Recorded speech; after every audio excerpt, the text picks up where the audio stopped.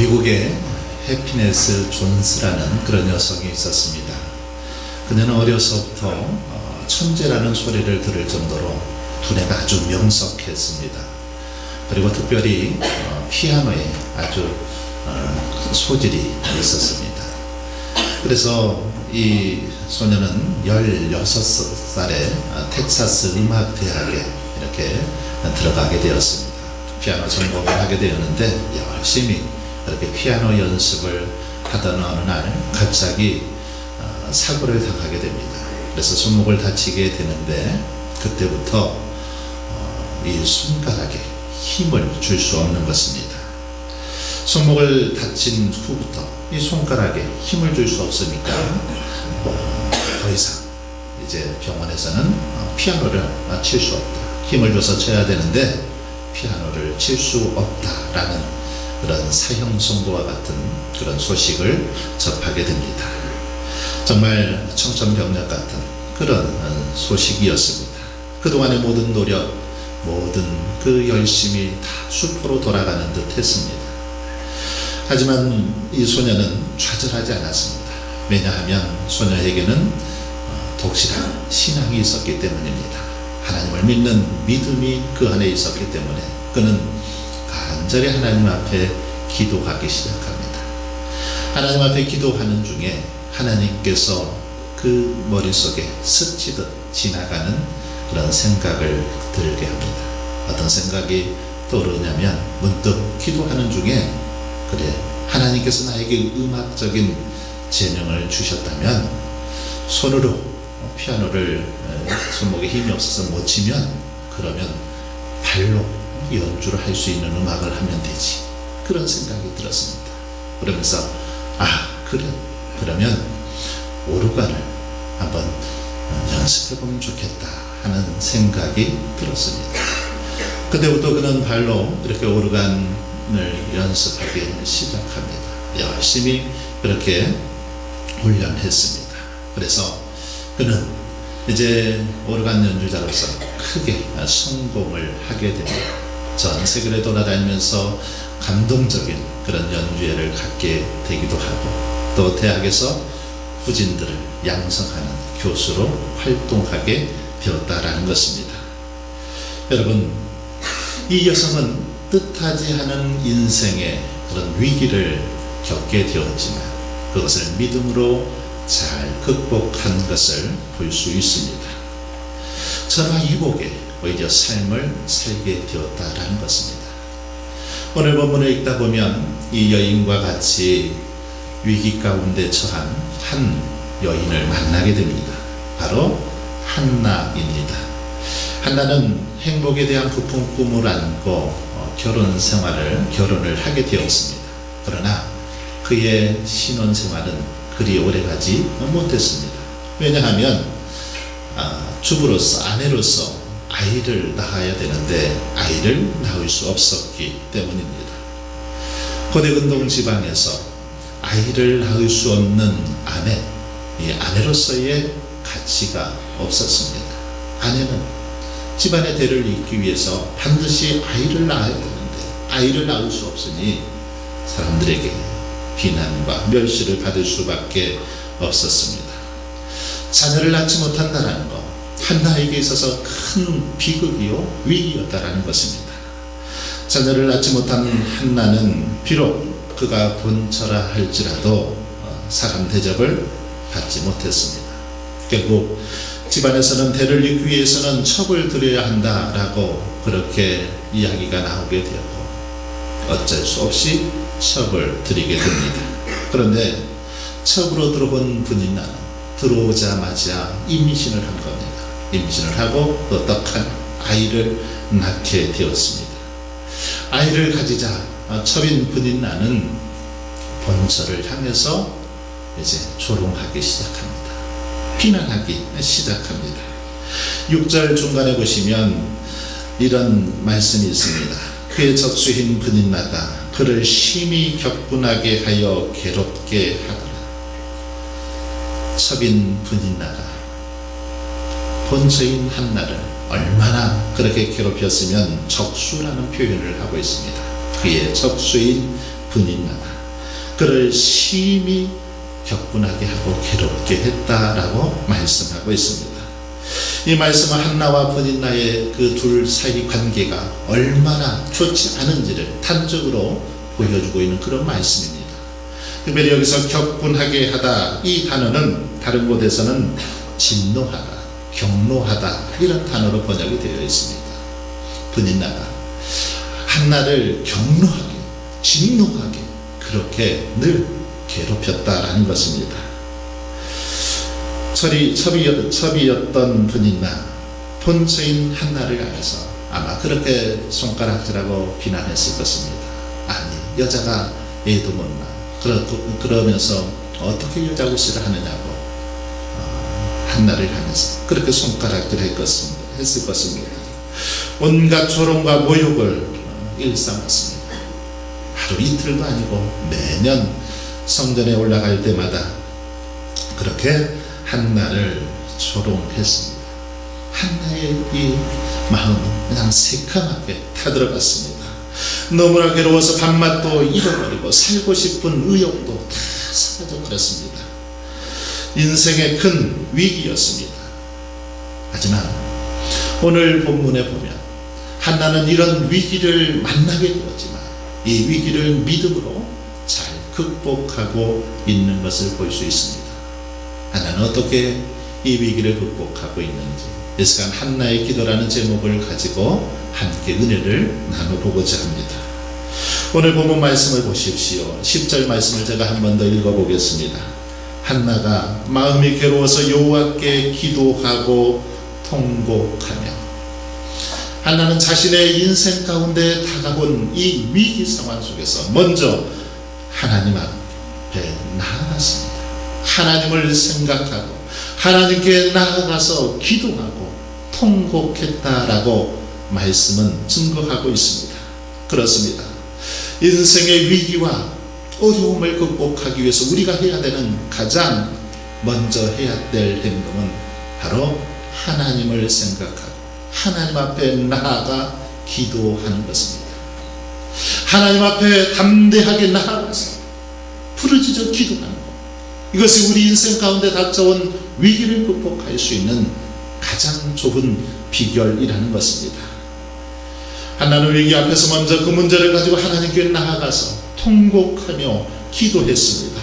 문제 앞에서 남편 바가지를 긁질 않았다라는 것입니다. 포기하거나 낙심하지도 않았습니다. 가정에 문제가 생기면 그 문제를 많은 사람들은 남의 탓으로 돌리기를 좋아합니다. 남편 탓으로 돌리고 아내 탓으로 돌립니다. 자녀들 탓으로 그 문제를 돌리더라는 것입니다. 그러나 본문 속의 한나는 그렇게 하지를 않았습니다. 남편 때문이라고 남편 탓을 하지 않았습니다. 한나는 그 문제를 가지고 하나님 앞에 나아갑니다. 하나님 앞에 나아가서 간절히 부르짖어 기도하고 있는 것을 볼 수 있습니다. 여러분, 그렇습니다. 문제 앞에서 할 수 있는 가장 좋은 방법은 그 문제를 가지고 하나님 앞에 나아가는 것입니다. 사람들 앞에 나아가면 조롱과 멸시뿐입니다. 창피할 뿐입니다.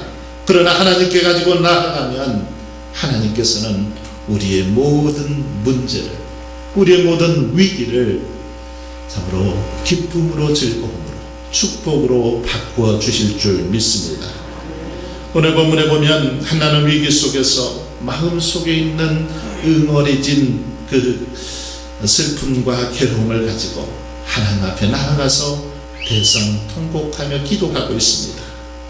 오직 하나님만이 자기를 살리시기도 하고 죽이시기도 하며 가난하게도 하고 부하게도 하시는 분임을 믿고 그렇게 하나님 앞에 기도하고 있습니다.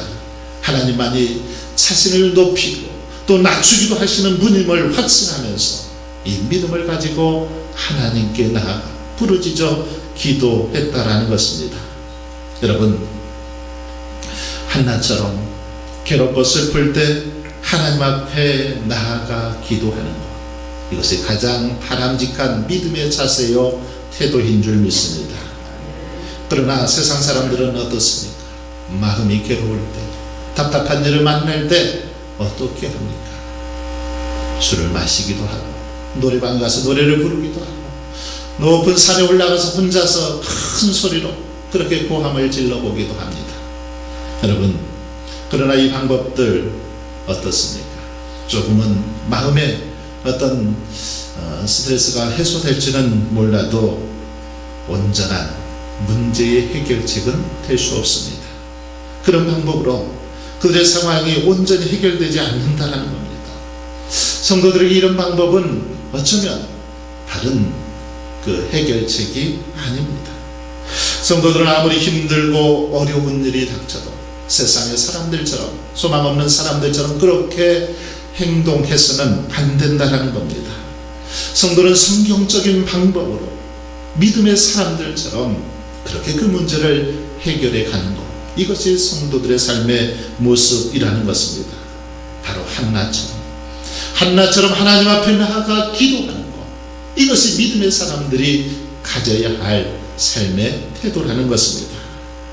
여러분, 뜻하지 않은 인생의 위기 속에서 마음이 아프고 정말 어떻게 해야 될지 어찌할 바를 모르고 있습니다. 도무지 해결의 실마리가 보이지 않는 문제들 때문에 혹시 뜬 눈으로 그렇게 밤을 새우고 있지는 않습니까? 바로 지금이야말로, 이럴 때야말로 하나님 앞에 기도할 때인 줄 믿습니다. 바로 이런 문제 앞에서 우리가 할 수 있는 것, 기도라는 것입니다. 기도할 수 있는 특권을, 축복을 우리에게 허락해 주셨습니다. 그러므로 우리는 한나처럼 부르짖어 기도할 수 있길 바랍니다.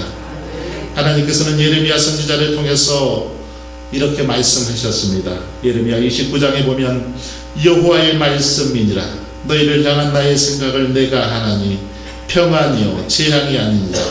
너희에게 미래와 희망을 주는 것이니라. 너희가 내게 부르짖으며 내게 와서 기도하면 내가 너희들의 기도를 들을 것이요 너희가 온 마음으로 나를 구하면 나를 찾을 것이요 나를 만나리라. 여러분, 우리의 모든 문제의 해결자 되시는 하나님께서 우리가 하나님께 나아가서 기도하며 하나님 앞에 간구하면 하나님께서 우리의 기도를 들을 것이다. 우리를 만나 주실 것이다. 분명하게 이 말씀을 통해서 약속하고 있습니다. 하나님은 모든 문제의 해결자이심을, 하나님만이 우리 인생의 모든 답을 알고 계시는 분임을 믿고 하나님 앞에 나아가 기도할 때 신이 해결해 주신다라는 것입니다. 그러므로 우리 인생의 문제를 가지고 다른 데 가지 말고 하나님을 찾아가야 될 것을 이 말씀을 통해서 우리에게 가르쳐 주고 있습니다. 여러분, 이런 의미에서 한나를 보면 참으로 한나는 지혜로운 사람이었습니다. 믿음의 여인이었습니다. 그녀는 이것을 벌써 알고 다른 데로 가지 않고 사람에게 달려가지 않고 세상으로 나아가지 않고 하나님 앞에 나아가서 무릎 꿇어 기도하고 있었기 때문입니다. 히브리서 기자는 히브리서 5장 7절에서 우리 예수님에 대해서 이렇게 말씀하고 있습니다. 그는 육체에 계실 때에 자기를 죽음에서 능히 구원하실 이에게 심한 통곡과 눈물로 간구와 소원을 올렸고 그의 경건하심으로 말미암아 들으심을 얻었느니라. 무슨 말씀입니까? 아무런 흠이 없는 예수님께서 심한 통곡과 눈물로 간구와 소원을 하나님께 아뢰었다. 하나님께 부르짖어 기도했다라는 말씀입니다. 아무런 허물도 흠도 없는 예수님께서 이렇게 기도하셨다라는 겁니다. 그러니 허물 많고 실수투성이인 우리들은 더욱 기도해야 되지 않겠습니까? 우리가 억울하고 기막힌 일들을 하나님께 토로하는 것 결코 부끄러운 일이 아닙니다. 오히려 하나님은 우리들의 이런 탄식과 간구를 듣고 싶어 하십니다. 사랑하는 성도 여러분, 그러므로 저와 여러분은 원통하고 괴로움을 일을 당할 때 다른 데로 달려가지 말고 먼저 하나님께로 나아갈 수 있기를 바랍니다. 하나님 앞에서 울고 하나님 앞에서 애원할 수 있길 바랍니다. 그럴 때 하나님께서는 친히 우리의 눈물을 닦아주시고 우리의 모든 소원을 응답하여 주실 줄 믿습니다. 그리고 이제 오늘 본문에 보면 한나는 하나님 앞에 나아가 기도하되 다른 목적을 가지고 기도하고 있는 걸 볼 수 있습니다. 바로 그것이 하나님의 응답으로 연결이 되었습니다. 11절을 보시면 한나의 서원 기도가 나옵니다. 한나가 서원하고 있는 기도인데 내용을 보면 만일 하나님께서 아들을 내게 주신다라면 아들을 주시면 그의 평생의 그를 여호와께 드리고 삭도를 그 머리에 대지 않겠습니다 라고 그렇게 소원하고 있습니다. 이 기도의 의미는 만일 자기의 평생의 소원인 아들 하나만 주신다면 하나님께 바치겠다는 것입니다.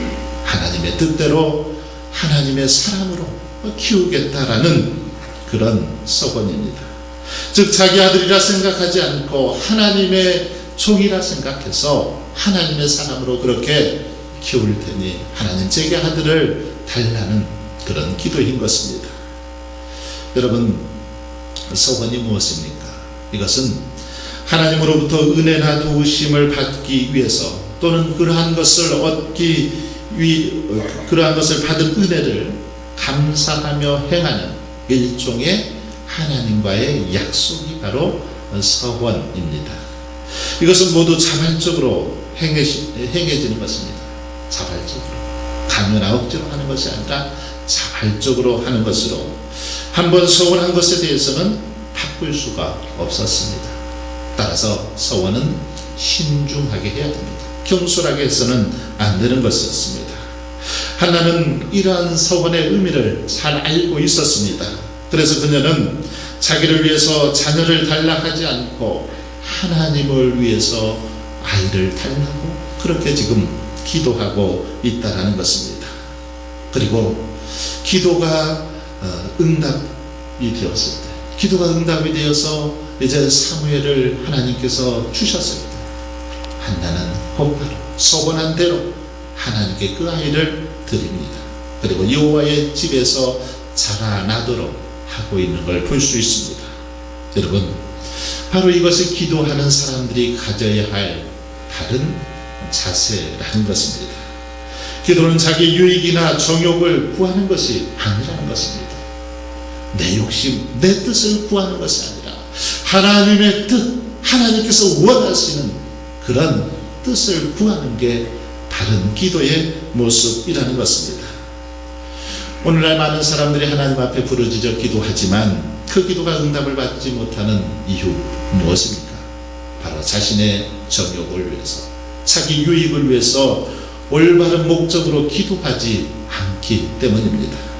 즉 그들은 하나님의 영광보다는 자기의 욕심을 채우기 위해서 기도하더라는 것입니다. 그래서 야고보는 우리에게 그렇게 말씀하고 있습니다. 구하여도 받지 못함은 정욕으로 쓰려고 잘못 구하기 때문이라.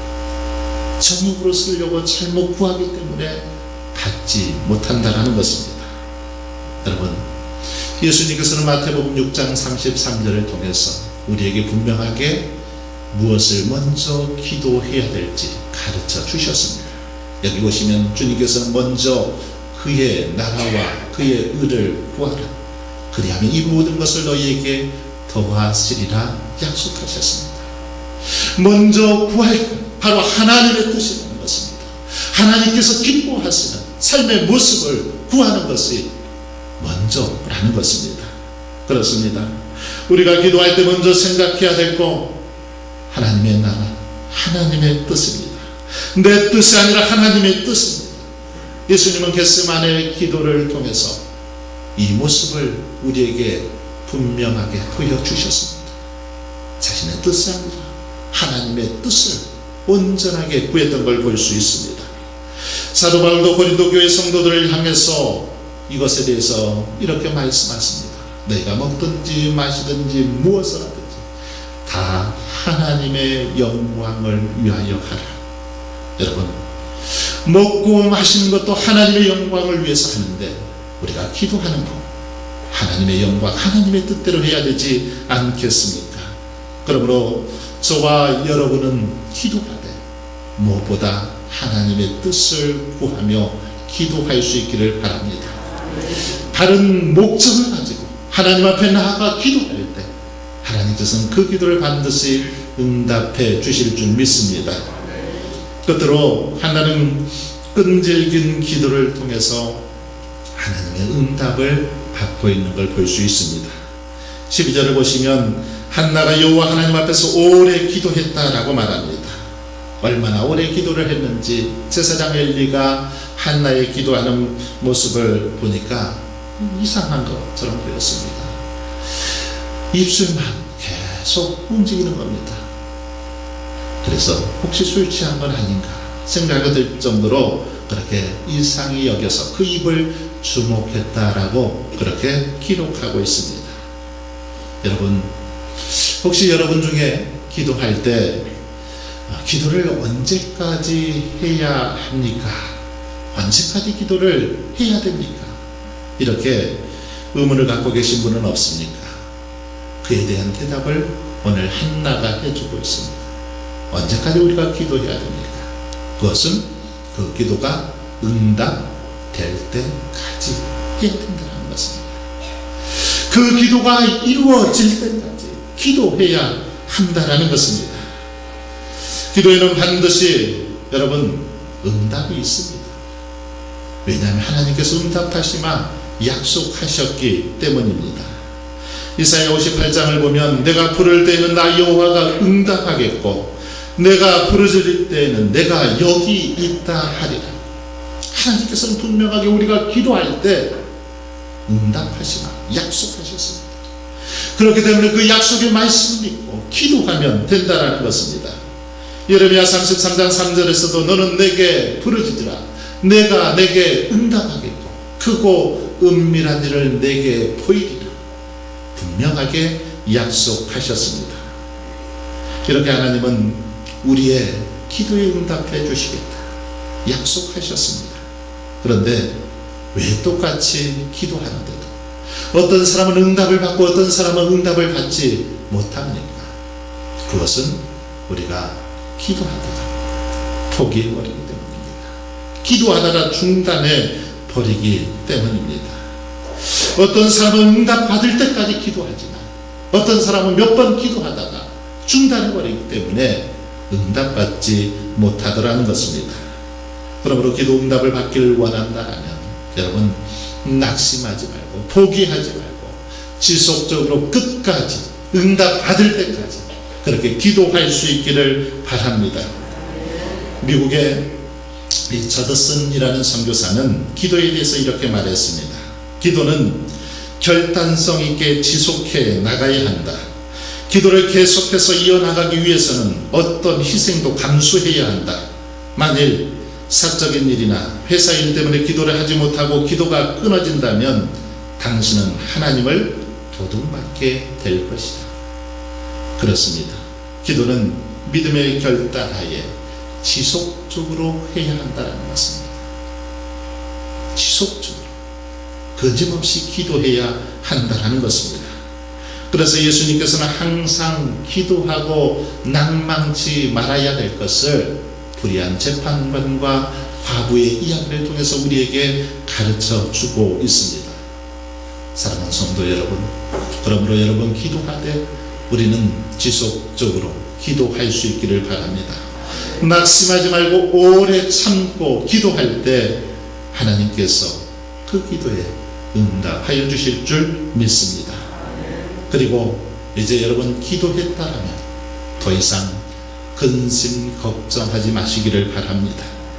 염려하지 마십시오. 한나는 기도한 후에 기도 응답에 대한 확신을 갖고 더 이상 염려하지 않았습니다. 근심하지 않았습니다.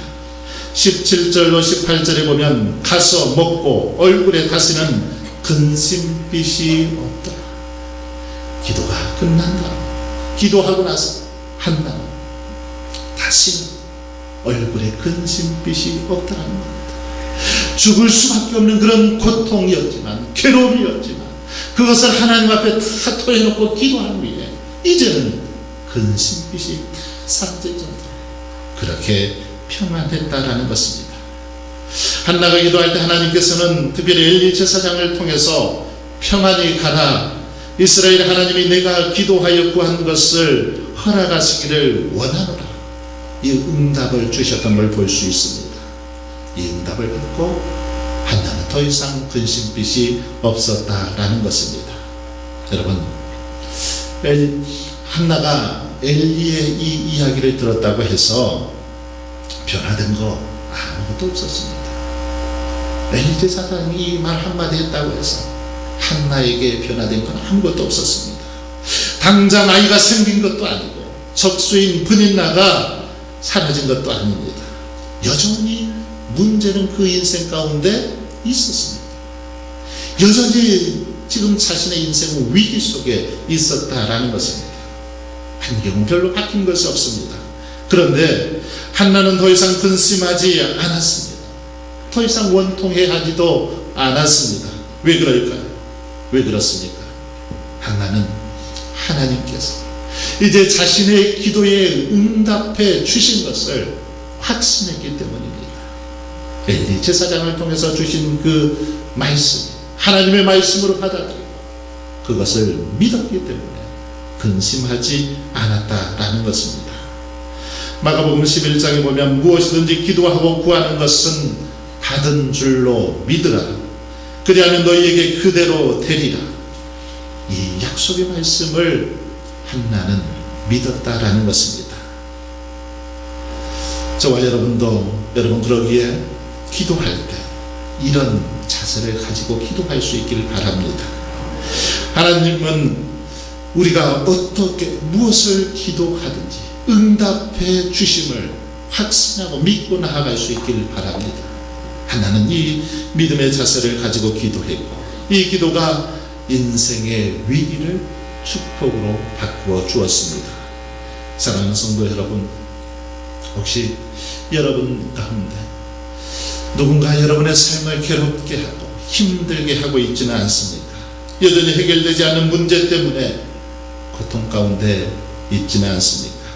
뜻하지 않은 문제 때문에 여러분의 인생이 위기 가운데 그렇게 놓여 있지는 않습니까? 그럴 때 우리는 믿음의 여인 한나처럼 무엇보다 하나님께 나아가 기도할 수 있기를 바랍니다. 기도하되 바른 목적을 가지고 정말 기도할 수 있기를 바랍니다. 응답의 확신을 가지고 하나님 앞에 기도할 수 있기를 바랍니다. 인생의 위기 속에서 우리가 온전히 하나님 앞에 나아가서 하나님 앞에 간절히 부르짖어 기도하기만 하면 한나의 기도를 들으셨던 하나님께서 저와 여러분의 기도도 반드시 응답하여 주실 줄 믿습니다. 우리가 이 확신을 가지고 기도할 때 정말 우리의 모든 인생의 위기를 축복으로 바꾸어 주실 것입니다. 여러분의 삶 속에 이런 은혜와 축복이 함께 하시길 주님의 이름으로 축원합니다.